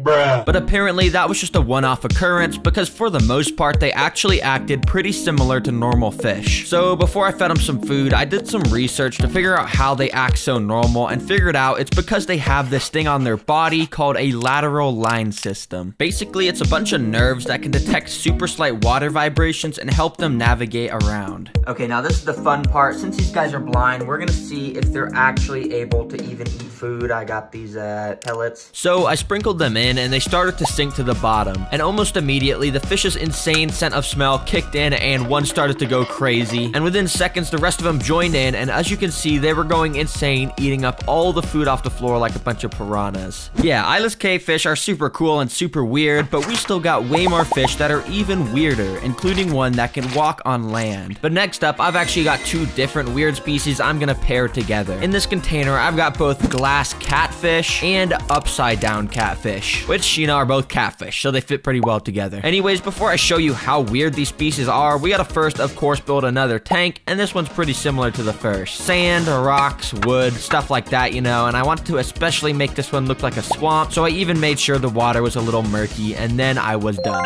So the first weird fish I put inside was the glass catfish, and if you're wondering why they're called glass catfish, it's because they're literally made of glass. I'm just kidding. They're actually made of fish, but they're called glass catfish because they're completely see-through, if you're wondering. If I put my finger behind the fish, you can literally see it through it. That's pretty weird, you gotta admit. Anyways, while these guys adjusted to the tank, I also added in the 2 upside-down catfish I had. Now, this will probably be a shock to some of you, but they're actually called upside-down catfish because they swim upside down a bunch. Yeah, it's pretty cool, actually. Now, the reason to why they do this is because their favorite food is algae, and when they're upside down, they get access to the parts of rocks other fish can't reach. It's actually pretty smart. Now, normally if I was upside down this long, I'd get a headache, but I guess they're fish, so I don't know if fish get headaches, to be honest. All right, now I could just feed these guys just, you know, normal fish pellets, but I think it'd be a lot more interesting to feed them something cool so we can see the food inside their bodies. So that's why I've got this. Apparently it's just some frozen turkey heart, daphnia, and spirulina. Yeah, I don't know what any of that is, but it's probably gonna be cool to see inside their body. Let's drop it in. So I dropped in a few of the cubes, and immediately they started to dissolve into a bunch of tiny little food that floated around the tank. A few of the ghost catfish immediately went and picked it up off the floor and slowly started to chew it up and swallow it. But after they swallowed it, I couldn't see the food in their body anywhere, and apparently that's because their stomach is actually right here. Yeah, I don't know why they have the stomach so close to their mouth. Like, what if they sneeze too hard? The stomach might just like fall out or something. Well, now that the catfish have been fed, it's time for weird fish number 5, which is easily one of my favorites. The 5th weird fish is in this container. Yeah, I know it looks like there's nothing in here, but that's because this thing is called an Amazon leaf fish. It literally almost never moves, and in fact, the only way you can tell it's a fish is its super tiny fins and its eyes. But don't let this thing fool you. It's actually a fierce predator that will eat anything. But to show you that, we got to get its home built. For the tank, I wanted to make it look like the bottom of an Amazon rainforest river or lake or something. Now, I didn't really know how to do that, to be honest, but I just stacked up a bunch of pieces of wood so it looked like tree roots. And after filling it up with some water, you can tell it had this orange hue to it, and that's because I let the tannins from the wood soak into the water because it's super healthy for this fish. So I scooped him up into his brand new home, and immediately he went into hiding. Let's play a little game. You have 5 seconds to find the fish in the tank. Let's go.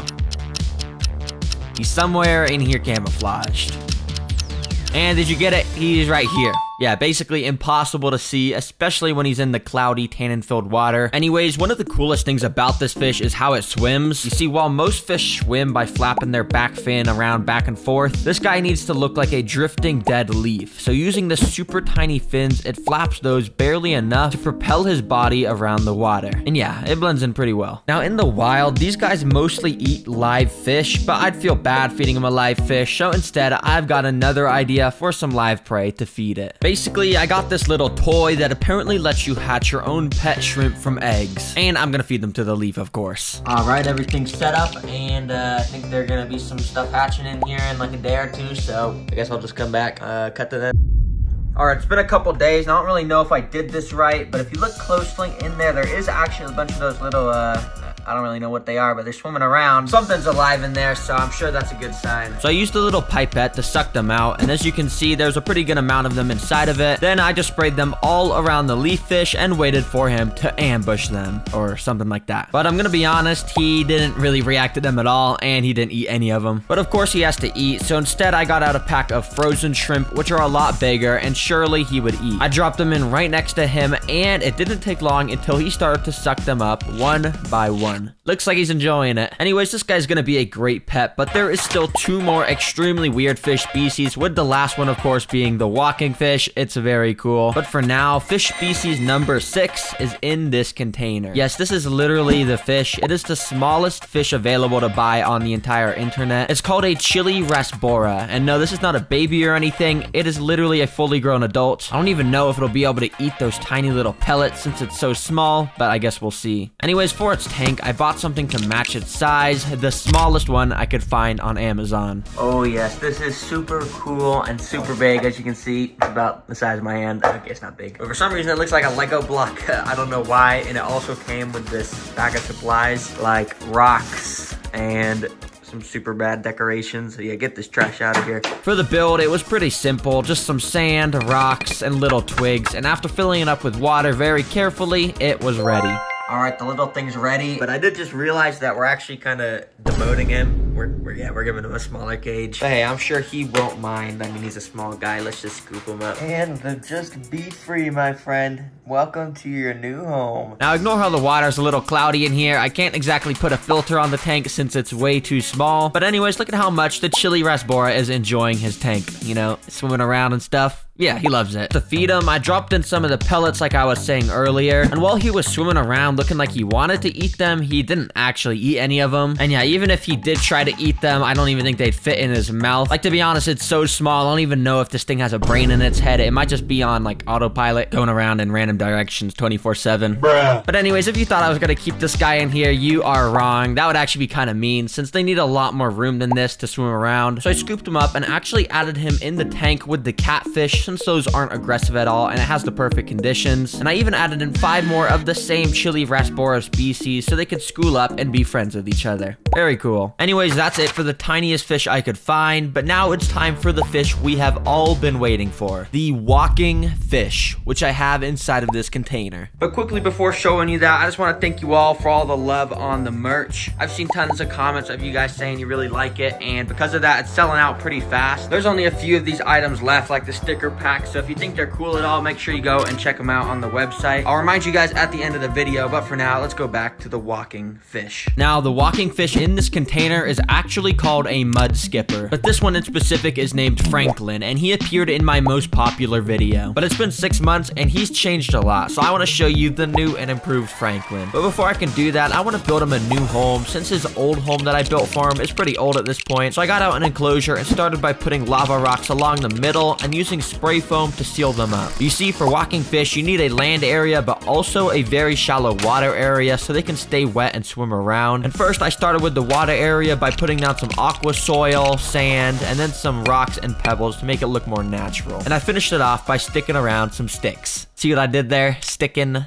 around the sticks? Yeah. Anyways, for the land area, I used some coconut fiber for the base and covered it in a different type of dirt, which will have a more mud-like consistency once water is added. I finished it by putting some sticks around and a little bit of moss. Simple, but good. The final step was to add in water to the right side and then also a bunch of water to the dirt to make it muddy. All right, you can see after we added the water, this basically turned into like mud, which is perfect for the mud skipper, of course. But the problem with this is it's super moist and mold can actually grow here super easily. So to fix that, I've got this pack of springtails, which are basically they're little bugs and they eat mold and stop mold from growing. So yeah, I'm just gonna put them in there like that. Nice. Just like that, the enclosure was finished and ready for Franklin to be added. Welcome to your new home, buddy. Oh my gosh, he's so cute. Now, if you didn't see the previous video about the walking fish, basically, they can swim around like a normal fish as expected, but in reality, they actually spend most of their time out of the water. And as you can see here, he is an absolute expert at that. As long as their skin is wet, they can breathe just fine outside the water, just like a frog or something. Now, if you guys saw the last video about the walking fish, Franklin is actually deathly as scared of crickets, but it's been about 6 months since then, and well, I got some good news, guys. He kind of likes to eat crickets now, and I'm about to show you exactly what it's like. It's actually pretty cool to watch. So I dropped some inside, and they immediately started to walk along the bank of the water area. Not a great idea, considering Franklin was watching their every move. But even after some of the crickets got extremely close to Franklin, he well, he kind of just ignored them. He wasn't scared of them or anything, but he just wasn't eating them. So the crickets got off lucky today, because I guess Franklin just wasn't hungry. So if you want to know what it looks like when he eats crickets, just imagine a cricket and then imagine Franklin eating it. Yeah, basically that's it. But anyways, Franklin is easily the coolest weird fish in this video, because fish, I mean, they're not supposed to be able to walk on land. That's just weird. Well, there is the 7 weirdest fish video. And this next pet also has a really cool special ability. It can completely camouflage with its surrounding. And it's a cold-blooded killer. You gotta see this. It may take you a couple of seconds to realize that there's a camouflaged mantis here, but that's all the time it needs to grab you and eat you alive. Yep, there's mantises that have learned to imitate flowers so well that they grow literal petals on their arms, all just to trick bugs into walking near them. And apparently I can get 4 different variations of them online to keep as pets. So hey, I guess let me buy them.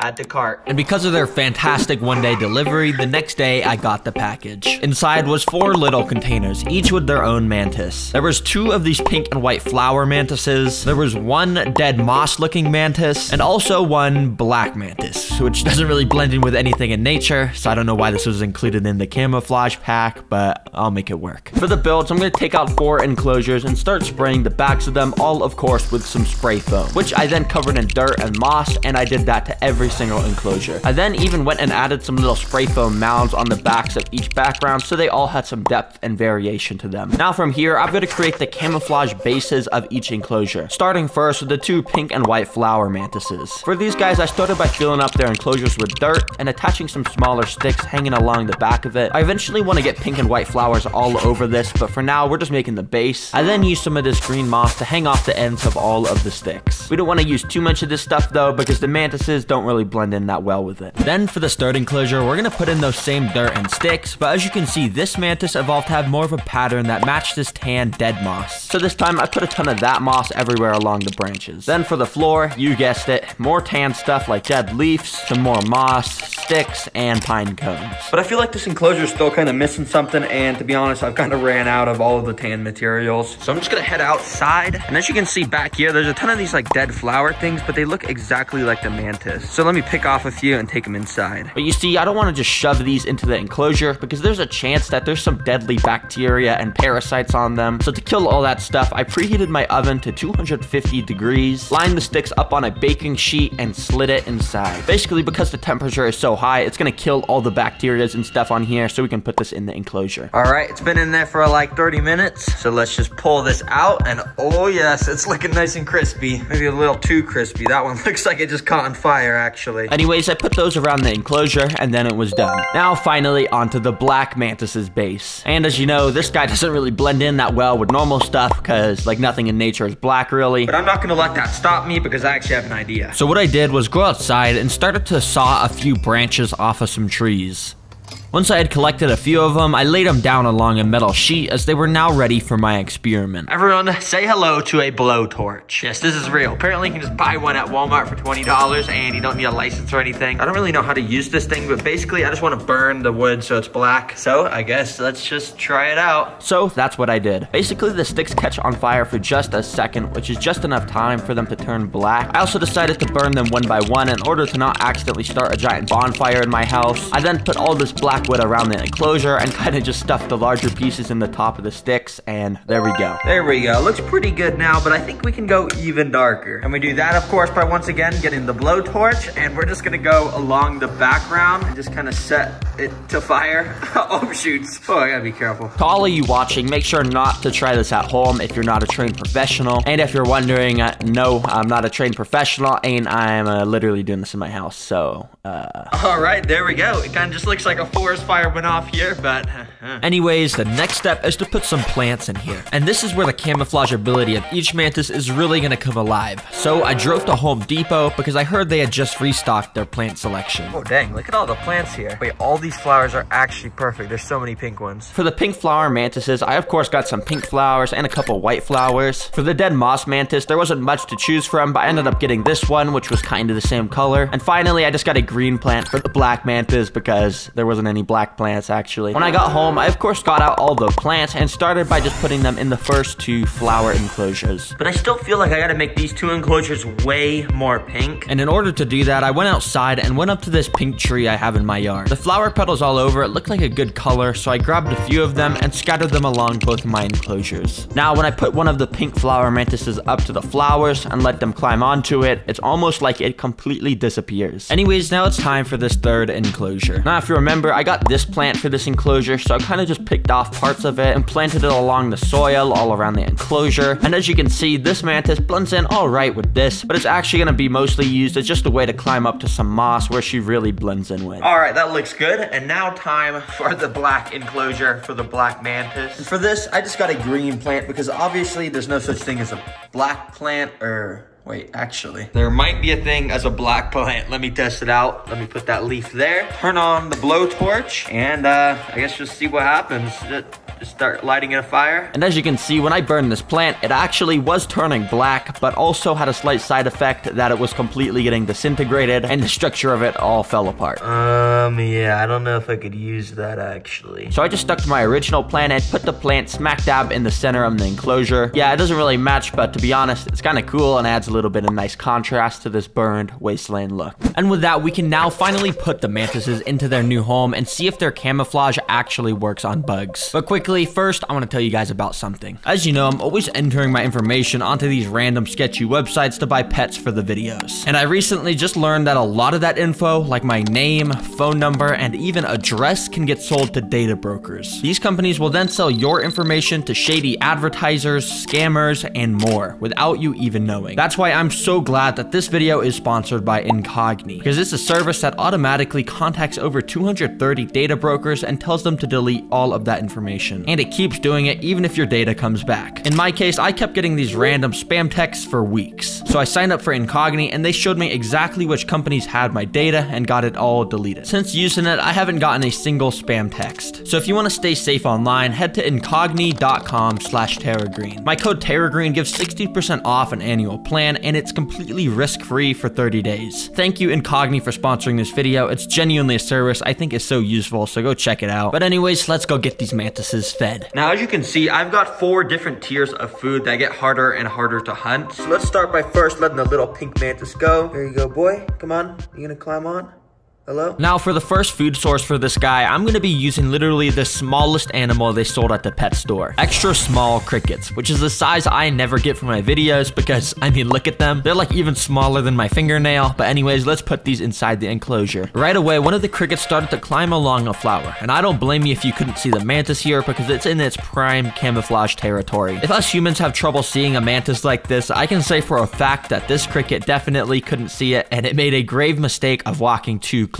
The mantis quickly struck at the cricket, but missed. But the mantis wasn't gonna let that stop him. So the next time the cricket came around, he charged up an attack and jumped off the leaf. Yeah, and that kind of just kept happening over and over. I guess they're scared of extra small crickets or something. Yeah, the mantis couldn't even get a hold of these. I'm giving extra small crickets a 1 out of 10. But for the next pink flower mantis, I'm gonna be testing with him the next size up of crickets. We got some medium crickets. Let's see how these do in the enclosure. So I went and dumped some of the crickets in and then put the pink flower mantis in. And right away, I noticed that maybe I had put too many crickets in because the mantis was getting absolutely surrounded by them. In fact, he actually looked pretty scared and was trying to just stand still to blend in and not get seen by the crickets. And the entire 45 minutes of watching him in this enclosure, I didn't see him strike a single cricket. Well, I guess just any crickets are not a food source that baby mantises like. So these get a 0 out of 10. Get this trash out of here. However, this next mantis is a bit bigger and I'm 100% confident he's gonna eat the next food source. Let's go and put him in the enclosure. There you go, boy. Now for this guy, I'll be feeding him some dubia roaches. They're fast and hard to catch, but they're very nutritious. The mantis ended up walking onto this plastic lid that I had put in the enclosure, so I ended up just putting the roaches on that. And literally instantly, the mantis noticed them and turned on his predator mode. Right away, he struck at them and missed. But he wasn't gonna let that stop him because then he struck again, and this time he got a perfect hold of the roach. Using their sharp claws, they basically hold the prey in place and lock them so they can't get out no matter what. Then with its alien mouth, it sucks the juices out of the roach while it's still alive. Yeah, it's extremely brutal, and the whole time the roach was just squirming its little antennas around, but there was nothing it could do. There we go. That's what a mantis is supposed to do. So I think I'm gonna give the roaches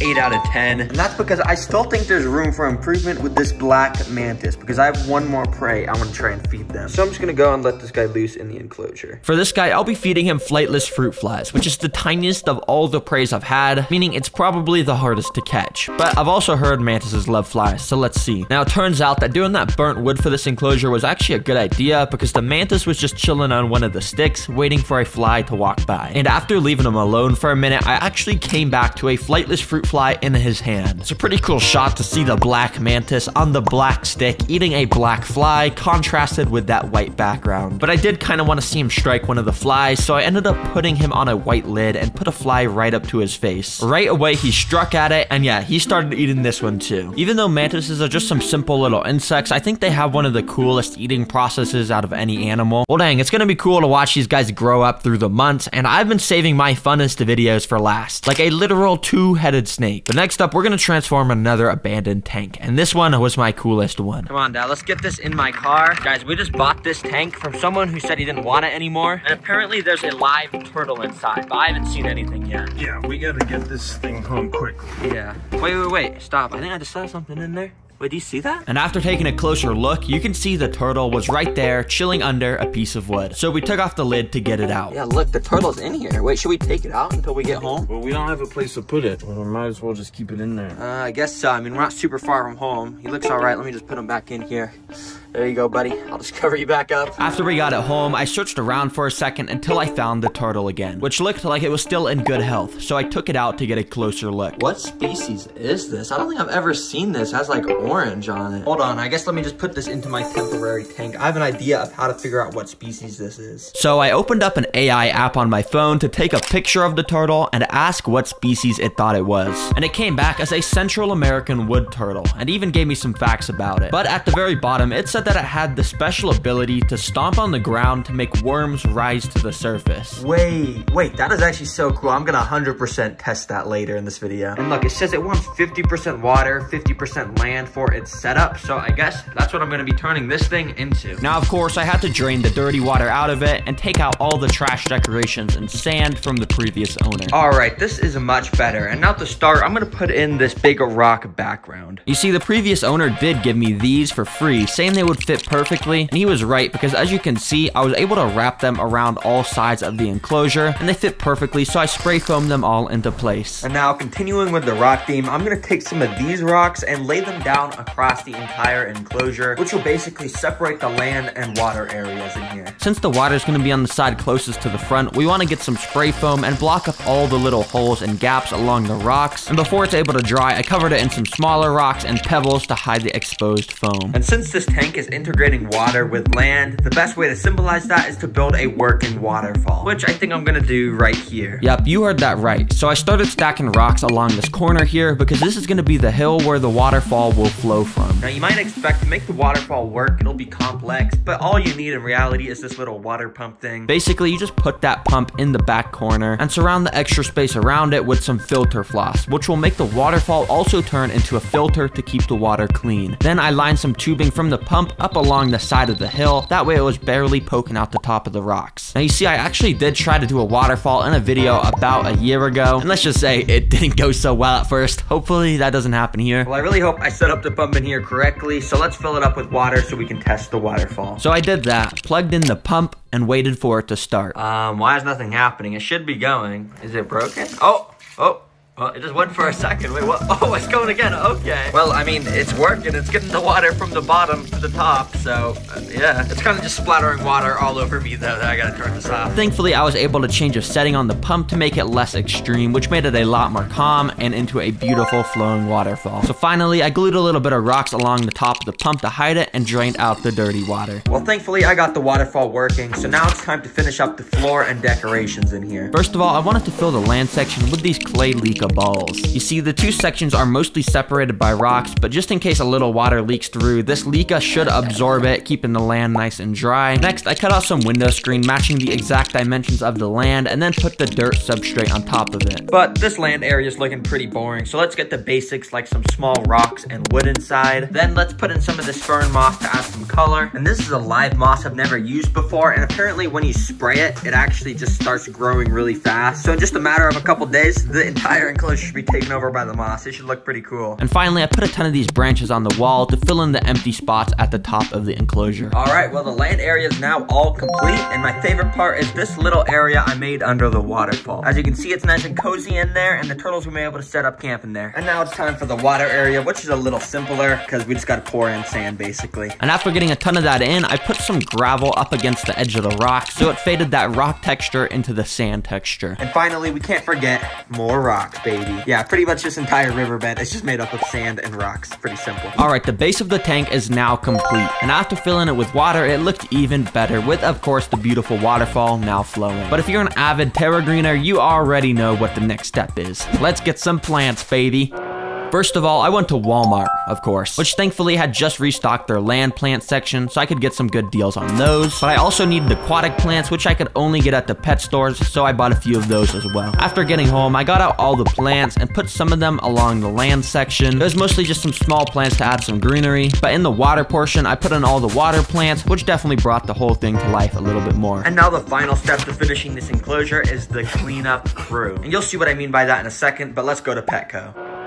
Okay, now first of all, we need to get something that's gonna eat up any algae that grows in the water. And in this tank here, you can see there's some aquatic nerite snails. Yeah, those little things there. Let me get them in a bag. And after getting those snails bagged up, I of course had to buy a couple containers of springtails, which I could put on the land and would eat any mold that grows in that moist dirt in the enclosure. Oh yes, I'm happy they have these in stock. Let's buy these too. When I got home, I first let the little springtails loose and they all scurried around in their own directions and took cover amongst all the dirt and leaves. But oh, now it's time for the snails. Let's just put these guys in, and there we go. Now the reason I chose this species of nerite snails is because they can't actually have babies in fresh water. You see, a big problem with most snail species is they'll have like a million babies, which causes the whole tank to get overrun. So thankfully with these guys, that's not gonna happen. To finish off the tank, I put in a water heater, a water oxygenator, and some heat and UV bulbs at the top so the right parameters would all be met. And of course the waterfall I built in the back should mostly filter the water, but just in case it gets too dirty, I've also got this tiny little filter. Well, this place is now 100% complete and definitely is a big improvement from the trash I bought it as. And I'd say the enclosure is ready for the turtle. Let's get it in. Oh, buddy, I got a big surprise for you. I know I've kept you in this temporary tank for a day, boy, but it was worth it because look at what I just built for you. Here you go, boy. Welcome to your new home. Right away, the turtle climbed up onto the land to take a second to admire his new home. Then he jumped in the water and swam right up to a snail to try and start eating it, which wasn't possible, of course, because of the shell, so he kind of gave up. Well, dang, clearly this guy's hungry, and I already know he has some crazy hunting tactics for worms. So let's go and test a bunch of different foods to see which he likes the most. First of all, little turtle pellets. These are the normal food you feed your turtle. Nothing crazy, but they provide some alright nutrients. Right away, he picked up the scent and ate one of them. Then he continued to eat a bunch more. In fact, he was loving it so much that I even tried to do some tricks with him by dropping a pellet into his mouth. And yeah, he doesn't really have a good reaction time. Okay, yeah, he definitely likes those. But next up, I've got a little cricket doused in calcium powder, which I'm just gonna go and put on the land.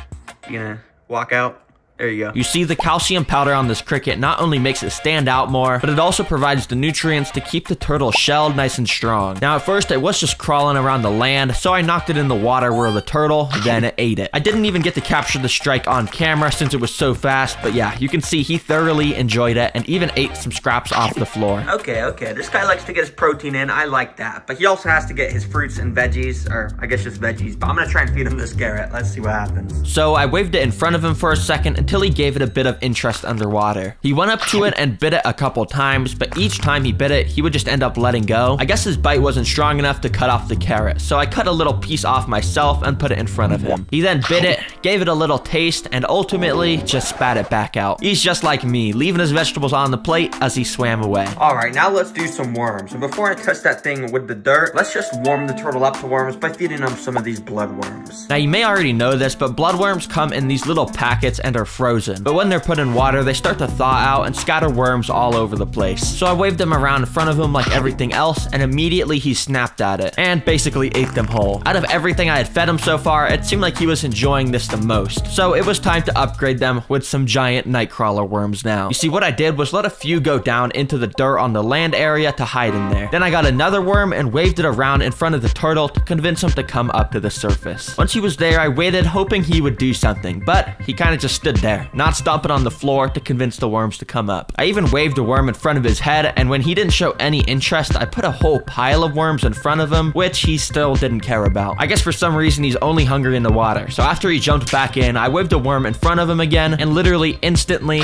yeah, he grabbed it and for like 3 minutes battled with it to eat the whole thing up. It was pretty funny to watch, actually. You see, normally these wood turtles are supposed to do this: stomp on the ground, which simulates raindrops, which for some reason causes the worms to surface. And when they do, the turtle gets a nice tasty meal. But I guess my guy's a little bit lazy and he doesn't want to do that, but that's okay because he's cute. Who's your good boy? Who's your good boy? You don't have to be scared of me. Well, anyways, it was fun transforming the enclosure from what it was to this, which I think turned out really good. And now finally, for the last video, the moment we've all been waiting for, a two-headed snake. This is my favorite video I've ever posted. You're gonna love it. There is a 1 in 73 million% chance that a snake is born with 2 heads. But by some miracle, some of these snakes are able to survive and are able to learn to live with 2 different minds. Now, normally it would be impossible to get one of these, but I just found this guy who has a pet 2-headed snake. Hey TerraGreen, I'm Max, and this is Mario and Luigi, one of the rarest 2-headed snakes in the world. They're growing a little fast, and I need you to build them a new enclosure. Well, Max, I can definitely do that. So in this video, I'm going to create a dream home paradise and put the 2-headed snake inside. Now, there's not much documented research around 2-headed snakes, so this video will be a first for YouTube, showing off everything about them. Now, because this is for one of the largest 2-headed snakes in the world, I got out a massive enclosure. And to start the build, we need to create the rainforest background. To do this, I covered the whole back glass with some spray foam, which would allow me to stick tons of large pieces of wood to it. You see, I'm trying to make a lush rainforest in here, since that's where the 2-headed snake species lives in the wild. To finish the look, I covered it in dirt and other rainforesty materials. Alright, this actually looks cool how it wraps around the entire enclosure.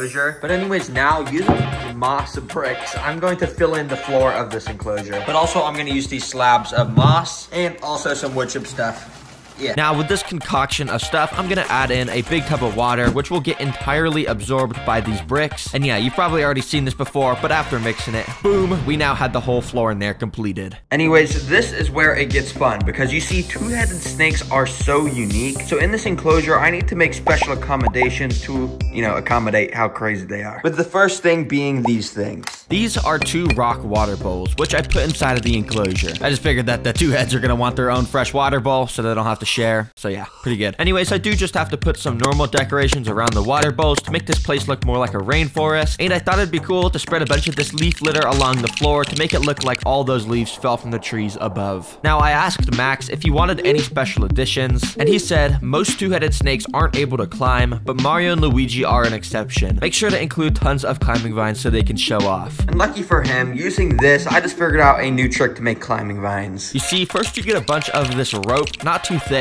but also not too thin. Then you load up some silicone into a gun and get to spraying it all over the rope. After spreading it all around, you can add in a bunch of dirt and other vine stuff, and after mixing it, you will get a DIY vine. And because the silicone on this hardens up a pretty good amount, it's gonna let me bend it around all the branches. That way we can get this hooked up everywhere along the top section. So that's exactly what I did, putting it around every corner so Mario and Luigi would be able to climb to their heart's content. Now, to finish off the decorations, I put in a snake hide because pretty much every snake species needs that. But because we're of course putting a 2-head snake in here, I used some foam to put a little divider here because I want to see if Mario and Luigi pop out both their heads. That way they can scan for prey separately. Alright, the floor looks all good now, but now I want to scatter some plants up in the tree area to finalize that rainforest look. So you already know, let's go drive to the plant store, baby.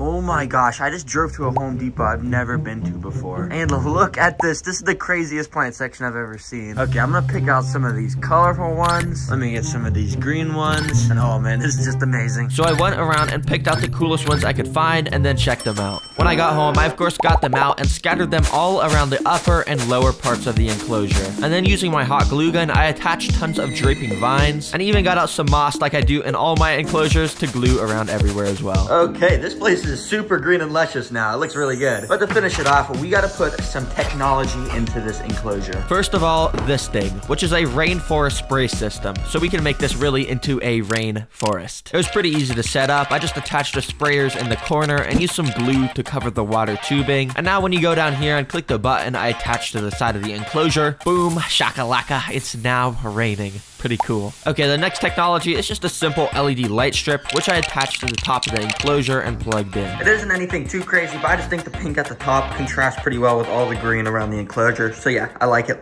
Looks good. Well, now that I'm done with this rainforest enclosure, I can now be one of the first YouTubers to show off such an insane, never seen before creature. Well, Max lives in another city, so the next day he drove a couple hours to come pick me and the enclosure up so we could of course put the snake inside.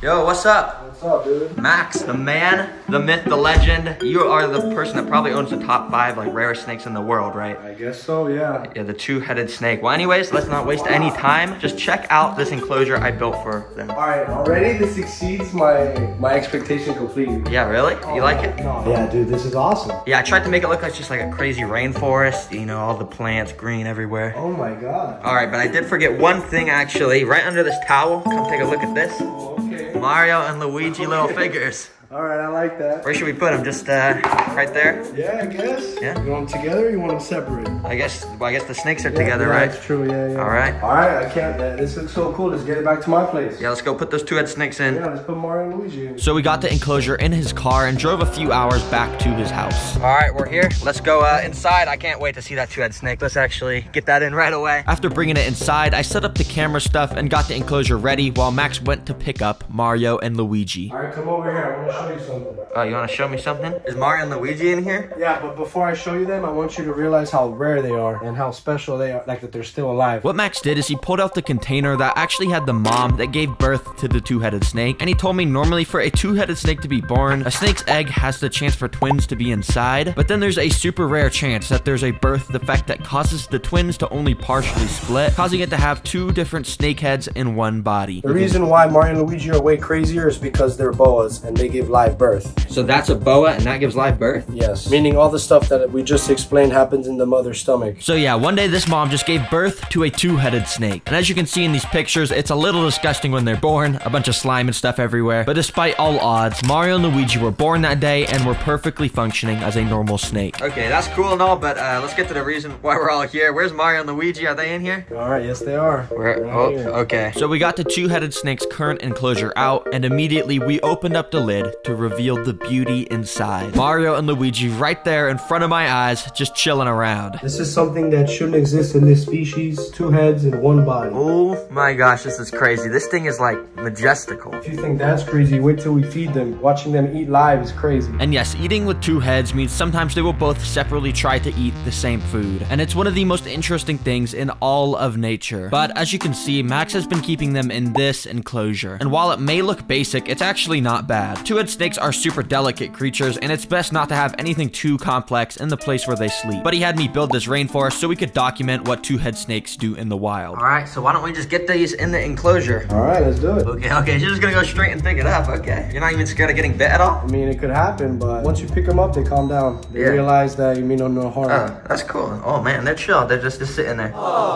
So Max put them in, and apparently Mario and Luigi have never seen an enclosure as natural as this, so right away they got to exploring. This is so interesting. So do these two heads, do they both control the body? Yeah, they have to, they kind of struggle. So which one's on the left? So that's Luigi. That's Luigi. So Luigi's trying to go left, and Mario on the right, he's trying to go right. So it's like, they're kind of like stumped. Now this is actually a pretty common problem for two-headed snakes, but since Mario and Luigi are over a year old, they know how to handle this and continue moving on together. Now Max wanted to prove Mario and Luigi were good at climbing, so he picked them up and put them in the tree area. So usually, is this boa like species good at climbing? Yeah, they're pretty arboreal. Okay. And immediately Mario and Luigi started to work together to climb around. And Max was right, they were pretty good and got around with no problems whatsoever. Another interesting thing about Mario and Luigi is they each have their own personality. Luigi's on the left, so Luigi is what's his personality He's like? definitely more go with the floor, more your typical boa. He's more relaxed. Okay. And then Mario over here is kind of feistier. Now Max wanted to show the two personalities in action, so he took them out the rainforest and put them back into the other enclosure. So just having him in here, I want to show you how Mario's personality is different. Yeah. Just having my finger in front of him. Oh yeah, Mario's definitely getting a lot more like agitated. The one on the left, Luigi, like he's just chilling. Mario's smelling my finger, and Mario doesn't want to smell. He just means business. That is crazy. But you're just like fine getting your finger like that. I would not do that. You're just crazy. Now finally, before feeding them, Max insisted on me holding the two-headed snake to get that experience. I mean, I don't really know how to do this though. Pick them up from their end. Okay, so we just want to start. Oh, they're kind of getting mad at me. I'm not gonna lie. Ooh. Okay, so we just pick them up and then Slide your hand underneath. They're not gonna bite me. Ooh. Okay, so I'm picking up a two-head snake. How many people can say they've done this, huh? Not a lot. Yeah, this is crazy. As you saw, I was very scared at first, but eventually they really mellowed out and they started to crawl all over me. And yeah, they even did some crazy acrobats. That's pretty impressive, actually. But now it's time for the moment we've all been waiting for, watching the two heads eat. So to do that, we got out a tiny little mouse. All right, it's time to feed it the mouse, and this is just freshly killed, right? This is from your little mouse farm. Okay, let's see what they do. Oh, he just immediately went and grabbed it. This is so cool. So while Luigi's eating, Mario's just sitting there. And do you think Mario, does he usually eat less than Luigi? Definitely. Mario eats probably once a month, while Luigi eats every week. So for about 10 minutes, Luigi tried to get a good hold of the mouse and swallow it. But it was so interesting because Mario kept going about his day, just slithering around, while Luigi was still trying to swallow the mouse. That is so crazy how Mario's just like kind of doing his own thing. Luigi's trying to swallow. Like, why is this happening? It's two snakes in one body, so Mario's trying to move while Luigi's trying to eat. But eventually, Luigi started to get the hang of it and got the whole thing into his mouth and down his stomach. And if you thought that wasn't cool enough, a couple days later, we got this insane footage of both the snakes eating. First of all, we put some mice in front of both of them, and like always, Luigi grabbed his, but Mario missed. But as Luigi started to swallow, Mario got bored and started to just grab onto the mouse as well. It was crazy watching Mario just latch on while Luigi stuffed it down his mouth. They even started to sort of fight with each other and drag it around the entire enclosure. So to make sure nothing bad happened, we tried to feed Mario again, and thankfully this time he took the little mouse and everything was good. Well, I already know Mario and Luigi are going to love this new rainforest I built for them. And if you guys have any questions about these two-head snakes, comment them, and I'm sure Max will let me come out again for a part 2. If you made it this far, it means you're one of my best fans in the entirest world. You just watched like 2 hours. So seriously, I just want to say thank you. It means a lot. And in return, please just drop a subscribe. We're trying to hit 100 billion subscribers before the end of the year. So yeah, please subscribe. But thanks for watching. Bye.